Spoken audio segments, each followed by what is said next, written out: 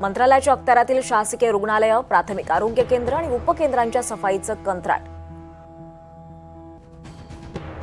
साफसफाईच्या कामासाठी वार्षिक 638 कोटी रुपयांचं कंत्राट घेतलं. 5 वर्षांसाठी सुमारे 3190 कोटी रुपयांच्या कामाला मंजुरी देण्यात आली.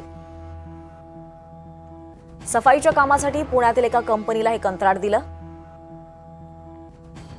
30 ऑगस्टला आरोग्य विभागाकडून निर्णयाला मंजुरी देखील मिळाली.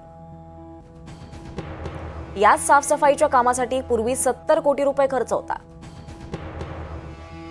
म्हणजेच 5 वर्षांसाठी जवळपास 350 कोटींचा खर्च अपेक्षित होता. तरीही या कामासाठी 3200 कोटी रुपयांचं अंदाजपत्रक दाखवून निविदा काढण्यात आल्या.